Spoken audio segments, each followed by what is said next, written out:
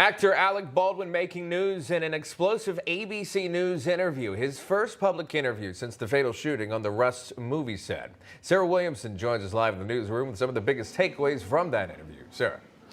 Well, Sean, social media has exploded since actor Alec Baldwin's exclusive interview with ABC News anchor George Stephanopoulos aired last night to discuss that tragic shooting on the set of the film Rust in October. Now, people are upset that Baldwin appeared to be shifting the blame, saying that he is not responsible. Someone is responsible for what happened, and I can't say who that is, but I know it's not me. Now, some people are even suggesting that he was blaming the victim, Halyna Hutchins, he's saying that he claims that Hutchins was directing him to point the gun so that he could get the best shot. I said to her, now in this scene, I'm going to cock the gun. And I said, do you want to see that? And she said, yes. So I take the gun and I start to cock the gun. I'm not going to pull the trigger. I said, do you see that? She goes, well, just cheat it down and tilt it down a little bit like that. And I cock the gun. I go, can you see that? Can you see that? Can you see that? And she says, and then I let go of the hammer of the gun and the gun goes off. Now, these aren't the only moments in the interview that shocked the audience and had Twitter blowing up.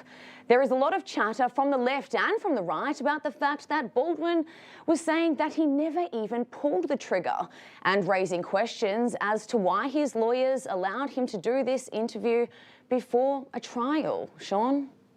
A lot of questions still remain there, and many are asking why he did that interview there in the first place. And we're going to dive into that right now in this segment. Sarah Williamson with the latest there from the newsroom. Sarah, thank you. Thank you, Sarah. All right, joining us now to discuss is victims' rights attorney and also the lawyer representing the script supervisor from Rust, Mamie Mitchell. It's Gloria Allred. So, Gloria, thank you very much for coming on today. Again, we heard this sound, but I'd like to play it again, just so we have an idea as to how Alec Baldwin is describing what happened during that deadly rehearsal. Here's that. I said to her, now in this scene, I'm going to cock the gun. And I said, do you want to see that? And she said, yes. So I take the gun and I start to cock the gun. I'm not going to pull the trigger. I said, do you see that? She goes, well, just cheat it down and tilt it down a little bit like that. And I cock the gun. I go, can you see that? Can you see that? Can you see that? And she says, and then I let go of the hammer of the gun and the gun goes off. He went on to say also throughout that interview that he would never point a gun at anyone and then pull the trigger, never. How does your client see what happened?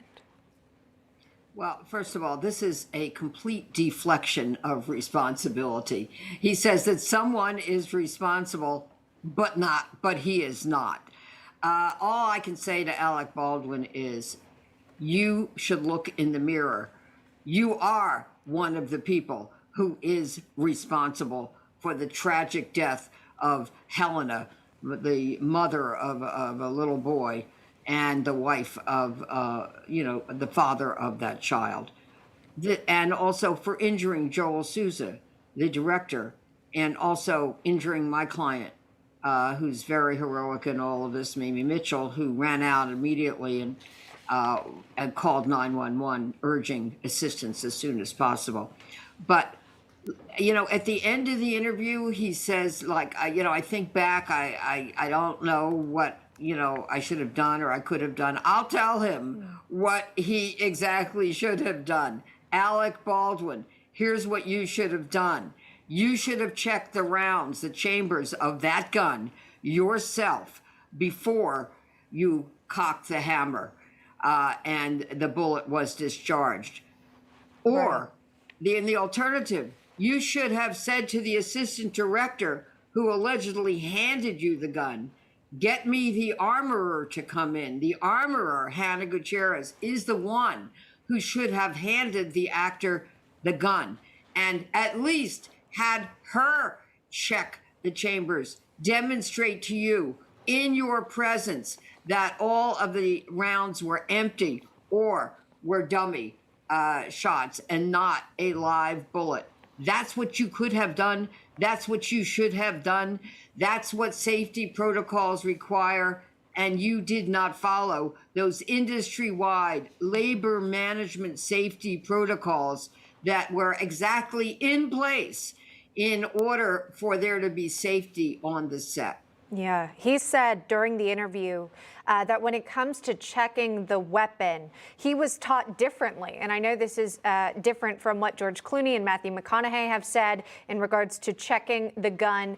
He said that actors shouldn't be the last line of defense. It came down to the responsibility of the armorer as well. And as you point out, he's insisted that he bears no responsibility for the shooting. And he also said that he does not feel guilt when it comes to what played out here. A lot of people, Gloria, are wondering why he's sitting down with George Stephanopoulos to begin with at a time when the investigation is ongoing. What do you make of that decision? Would you recommend that? Well, no, I would not recommend that to him. On the other hand, I wouldn't represent him at all. I don't represent anyone who is themselves accused of wrongdoing. I only represent victims. But, you know, this is passing the buckism. This is an attempt by him, to answer your question, to control the narrative. He said he wanted to correct some misconceptions out there. Well, what are the misconceptions? That he is one of the people who is responsible here. That's not a misconception. That's the truth. And you know what?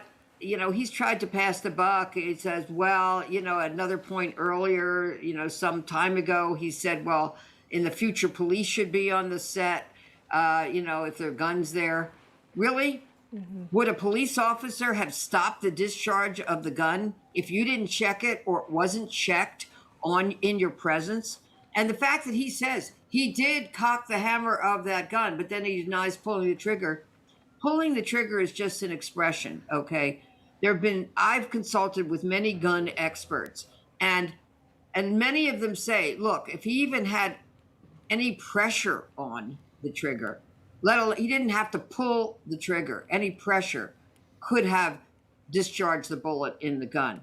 So, you know, he could try to change the subject and say, oh, we have to find out who put a live bullet or bullets on the set. How did it get into the gun? Of course, that's a question we all want answered. But that doesn't mean that he gets to avoid responsibility or change the narrative by pointing elsewhere and essentially saying, when I did criminal defense more than 40 years ago, what some of, the criminal defense attorneys used to call the SODIT defense, meaning some other dude did it, and he went that away. He doesn't get to change the narrative and say that somehow he's not responsible. Well, I did want to ask you about the lawsuits because he commented on it last night during the interview, and he mentioned that your client, along with another individual on set, Dave Halls, filing lawsuits before Helena's husband, Matthew Hutchins, did, a civil lawsuit. Your response to his criticism of that, saying it was unsettling that their suits, including your clients, were filed before her husband had a chance to sue and obtain a settlement? Again, red herring, trying to change the subject, trying to attack other people instead of taking responsibility themselves. First of all, Helena